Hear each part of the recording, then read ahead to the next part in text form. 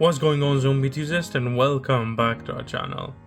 And for today I got you a long awaited zombie deck profile, and this time this is probably gonna be the best zombie deck profile of 2025, or I should say more, this is the best zombie deck of 2025 so far. And stay tuned to learn all the secrets, because there's some interesting engines and all that we can play with this deck that just makes it absolutely busted. And with all that said, let's get into slaying some Vendreads. Starting off with the Dark Necromancer. This card, literally just came out in Suda, absolutely broken.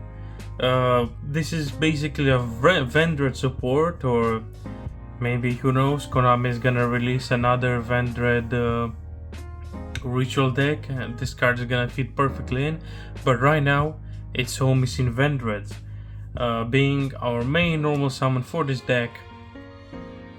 This card just allows us to get so much, unless it gets ashed, of course, or impermed and all that, then we just cry. Next up, we have two Scar of the Vendread, another recent addition to the deck. Being able to get your stuff set up when it's sent to the grave is really nice. And mainly is this guy's mainly is not a starter, all that. Well, unless maybe you want a ritual spell, I guess. But it's just as a combo extender, and also it's a 6, so it's gonna help us to have the levels for ritual summoning. And speaking about ritual summoning, is the monsters we're gonna use. So if you are not so well known with Vendreads, it's a ritual deck that depending on let's give you an example here with Revenant. So probably the best card to use in the ritual summon of your Slayer or your Battle Lord, I guess, or whoever ritual cards we got left. It's it gives the effect of the ritual to, for example, the Reverend gives the effect to quick effect banish, which is really nice. It's like a Doom King for all of you zombie fans, and that's mainly all the Vendreads do, really. These little guys just give the ritual monsters nice effects and all that. Hopefully they have some synergy when they're sent to grave, which is quite nice. And speaking of more little guys, so Reverend is for monsters to quick effect banish a monster, and Hound Horde is here to quick effect banish a spell on trap, which is really nice as well. And it's a 3 which pairs up. You could ritual summon with Revenant and Hound Horde, which would go crazy. And yeah, that's mainly it, really. Hound Horde, and then something not many Vendread players play is the Streaks. Mainly the only reason I'm playing Streaks is because of its level. Its effect is alright. It's not the best in the world. It's just okay, really. But it's a 2 which has synergy with other cards that I'm gonna show soon, because we have so many level 4s in this deck. It's quite nice to get to the big even numbers such as 6 or 8, because yes, we have some level 8s out there that we could ritual summon out, and you probably know by the thumbnail. But before we get into them, I'm gonna get into the core of Vendread core. It's quite a nice card as well, giving the effect of your Vendreads or of your Vendread's rituals to not be targetable. which is quite nice as they also have battle effects in the meantime to protect from battle, and with all those effects like the quick effect banish and not being able to target is gonna make sure your Vendread Slayer is quite beefy, which is really nice. And another part of this deck obviously is not just the Vendreads, because we got new ritual, like some really broken ritual stuff going on right here in the form of the Mitsurugi playing 3 Saji.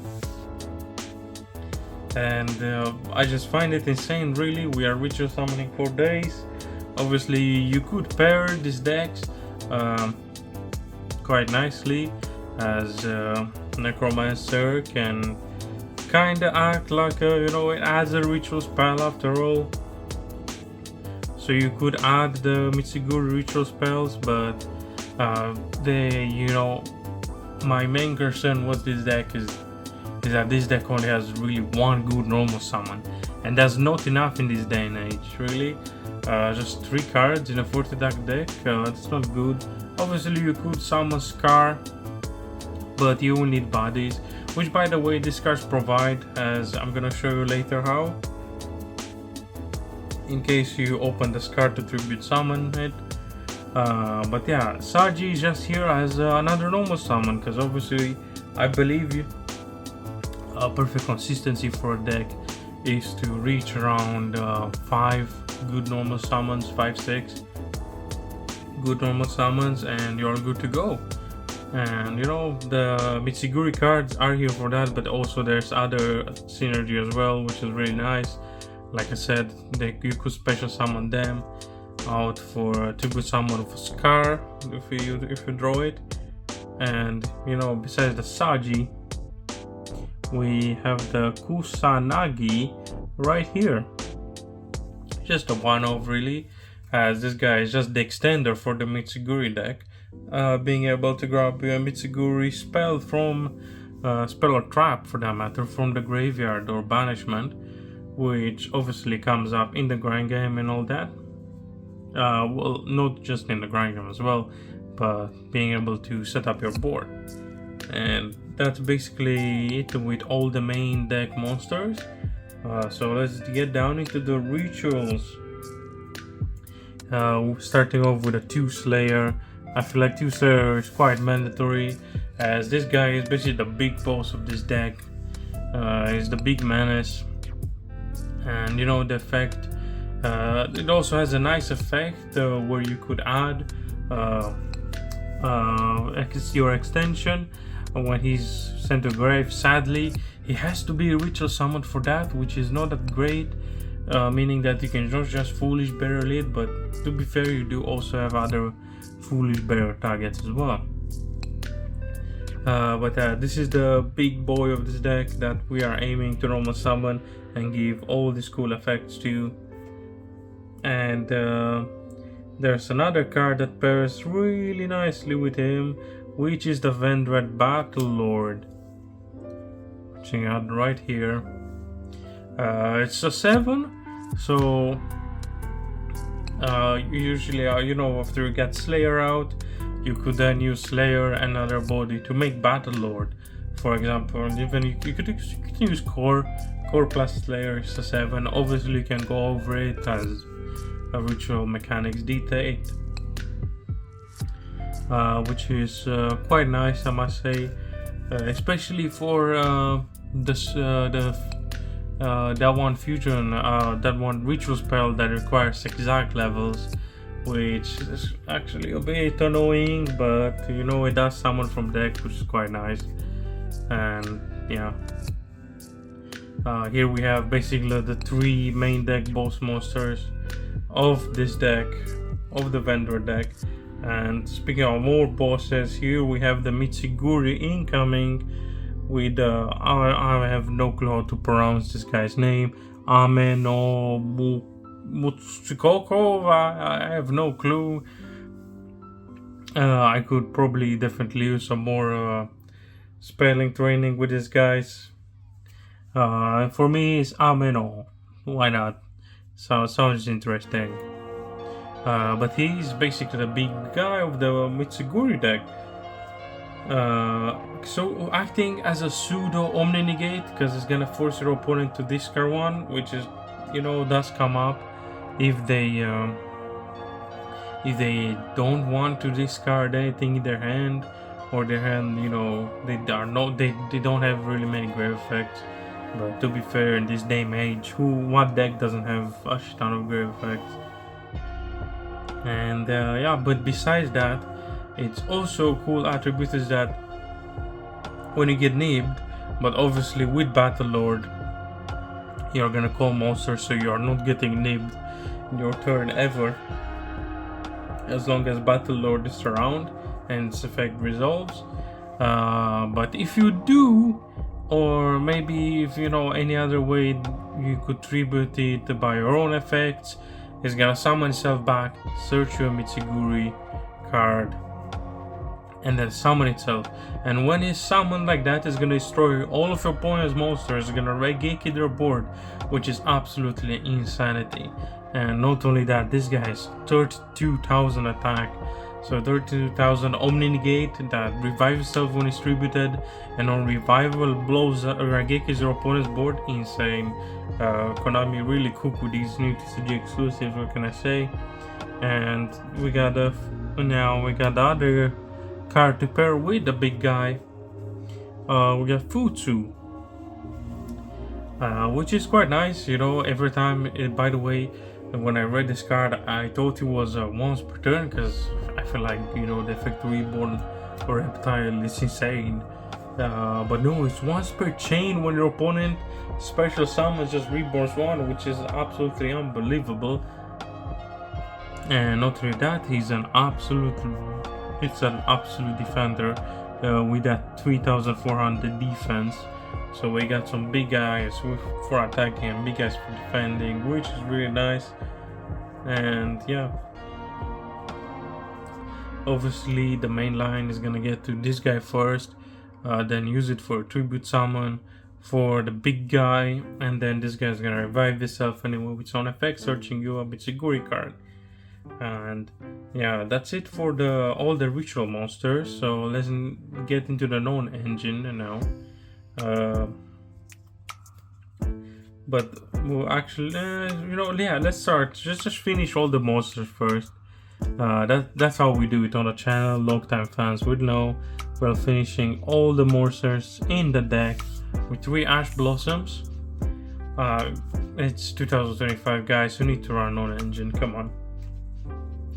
So with that said, we can move on to the spells, which I love running 3 Vendread charge to help us dodge those interruptions, such as Impermanent Veiler, and summons a Vendread from the deck, which is really nice. It's a once per turn, but that's fine because it helps us dodge. It's basically the new Goblin card, but instead of summoning Goblin Zombie, we are summoning our Vendread cards, which is a big bonus compared to a normal zombie deck. And that's what mainly is. And speaking about imperm dodging and quick plays, we got the Mitsurugi prayers, which is basically the same, but even better. It's the same but upgraded, as it's gonna help to, as you could tribute away Saji on activation to activate both of its effects.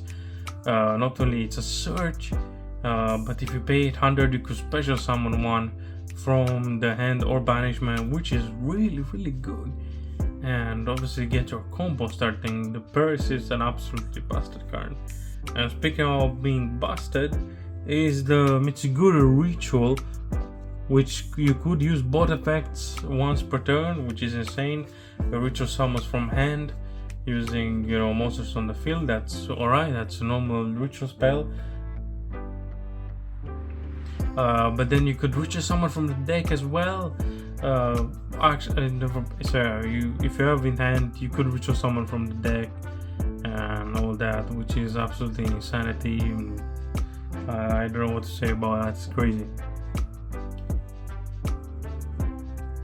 And speaking about more ritual spells, not only that, we have the the Vendread ritual spells, which the first one is the one that's speaking about node once per turn, is the Vendread Origins.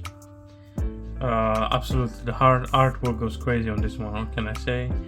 But it's a very good extender for this deck, and to be fair, they could also act as starters, which is really nice if you open the rituals, that is, or wait to your rituals. And speaking about more ritualing, we got the 2 evolution. I feel like this is very standard, and the 2 Revenus Vendread. I just feel like that's extremely standard with all the Vendread lists. There's nothing to really explain about that.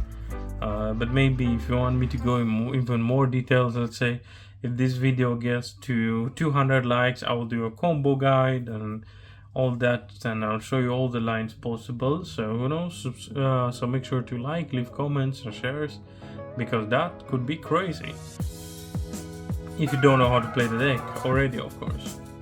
Because I know Vendread has a really big community out there in the zombie fandom, and it's very tough. And you know, I know you guys really respect the Vendread, so hopefully I was able to deliver some really good performance with this deck profile. And next up, we have more Dawn Engine in the form of droplets, which debatably you could cut to play other forms of Dawn Engine, as your Vendreads are doing nice in the grave, to be fair, but not your Mitsurugi's. But obviously in a zombie build, you would prefer those more. The droplets more, as you know, all the zombies have graveyard effects. But yeah, this could probably be cuttable. I'm just not cutting it because droplet is just so good. This format, it's crazy. I believe it's basically mandatory, really, in this format. But that could also be said the same about tactics, and I'm not running tactics in this build, mainly because of the lack of room, as we're running so many starters, so many extenders, and we need a room for that. And to finish up the spells, we got 1 Foolish Burial, being able to send basically anything, but mainly is gonna be the Vendreads to activate their grave effects, and maybe get interrupted, or this is the thing about Foolish Burial. If you open it, it can be a extender or it can be a starter, which I absolutely love it, and it's basically mandatory in every zombie deck list, really. And let's round up the deck list, speaking about it, with 3 Infinity Permanents for more Dawn Engine, and that would mainly be it for the main deck. So let's move on to the extra deck. And for the extra deck, we got some really interesting stuff. Is mainly split between links and ranks, as the Mitsurugi does allow us easy access into rank 4s. And for our first link, we got the Okiona, the Sub-Zero Mayakashi. We could mainly reclaim it. It requires 2+ zombies, which could be a bit hard, but to be fair, it's not that hard, as we have ways to link climb into her absolutely shut down Malice, which is really cool about this deck. Many people forget that Okiona just completely shuts off Malice, which is crazy. But also the Bane of Flu now has become the Bane of Malice. And next up, you know, to help us link climb even more, we have the Vampire Fascinator. If we get hand trapped, we could summon the hand trap and then link climb into the Okiona. Probably mainly because, you know, it's gonna be an Ash or something, and most of the hand traps are zombies, funny enough. And yeah, that's it. But for going second, you could also use it, you know, after you break your opponent's board, you could summon their good cards. Maybe they have a Fenrir in there, or Unicorn, or in my case, again, it was a Nova at one point, which absolutely went nuts. And yeah, let's go into the Link 2s with a Vampire Sucker, quite standard zombie deck so far. With the 1 Avogate Savior, But this time, I like in a normal zombie deck, Savior is not really used for going second. Yeah, you use it as a standard within the combo. Which speaking about again, make sure this video gets to the like goal and I'll do a combo guide. And next up for more links, we have the Flying Mary, QCR. Speaking about QCRs, shout out to the person that won the QCR Flying Mary during my 1K sub giveaway. And yeah, those cards are absolutely crazy. Flying Mary, Konami, keep printing good zombie support. I had a good feeling this series is gonna be all about zombies, and Suda was nuts with the zombie support. Sadly, most of it did not fit this deck. Obviously, besides the Necromancer goes crazy. The other stuff are more zombie focused, which I am gonna do a more zombie focused version of this deck as well. And just one SP. SP is a really good generic link too. SP is SP. And because we play level 1, we could always turn the core into an anima going second to make our opponent respect the zones, to see if they respect the zones, which probably most of the time they won't because it's Vendreads and they don't know we have a level 1. After all, one load Snake Eyes to, have guaranteed access to level 1s. And that's mainly it for the links. Now let's move on to the XCs. As again, we have so many level 4s, we have a really nice access to the level 4 rank pool. Rank 4 rank pool. Starting off with the Evil Storm Exitone Knight. I love showing off this card, especially because this is one of my favorites. I pulled it when I was little and I absolutely love it ever since, and so it's in Italian. And yeah, what can I say, I absolutely love Exitone, and I find it really nice that they get to showcase this in a deck profile. And another card I really love in my deck profiles is U.R.A. Being able to draw one and discard one could be a really nice extender. From our Mitsurugi line, we could draw into the Vendread cards and discard one to proc their grave effects, which is really nice. But also, maybe the other effects will come up as well, who knows. And the bane of this format, the Abyss Dweller, guys. This card is bannable. It's so broken right now. Come on, Rizal keeps spamming this non-stop, and it's absolutely frustrating. Especially me, as I was trying out a very cool deck for the YCS. This card just frustrates me every time, especially if I don't open droplets or my opponent gets to it and I have no nibs, or maybe I didn't open enough end traps. But yeah, that's Konami, please ban this card already. Abyss Dweller is so nuts. And next up we have what is supposed to be a King of the Feral Limbs, but obviously this is a proxy for now. Just imagine this card as King of the Feral Limbs. This is mainly used for Mitsurugi to surf one reptile. And for our back row matchups, we have Tornado Dragon to deal with them. Quick effect every turn. They dash one to pop. That's really nice. And combinations with our Slayer's effect to, depending on probably what we did, to pop to banish a spell or trap, which is also really nice. So we have Tornado, we have a really good back row, we have that coverage, and in case we get Mega Hand trapped or something, we have the Baguska. Again, we can do our place and finish on a Baguska. Maybe we can debarrier cold rituals, so obviously that absolutely shut down all of our boss monsters. We could use then the Mitsurugi engine to go into Baguska.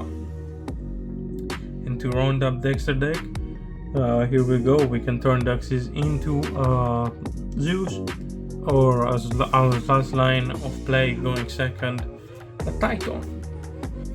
Okay, so absolutely really nice. There's nothing really more to explain about them.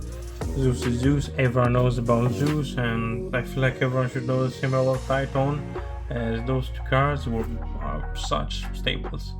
Xyz. And yeah, so let's move on to the side deck to finish up this video. For those of you on a budget, please close your eyes, because I'm about to put 3 Perulias on the table. Yeah, I feel like this card absolutely bossing against Ryzel, what can I say? And some other matchups as well. We don't have the Meows. Speaking of Meows, oh man, that card absolutely wrecks zombies, huh? But yeah, just really good card. And another really good card I feel like is quite mandatory this format is the Nibiru. But obviously this card is not as generic, so we're not main decking it. Really good against Malice especially. Ryzel could have plays around it, especially if they start with the cross.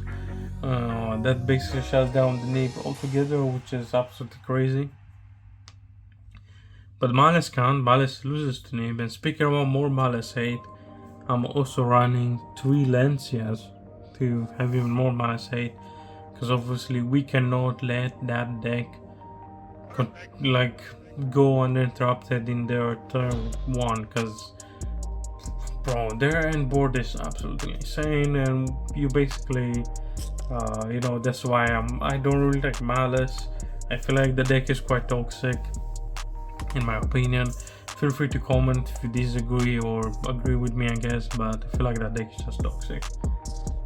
And speaking of more toxic cards for draw, yeah, there's 2 ops, because we have a card right here that we're gonna need the extra space for, which basically do the space of the draw.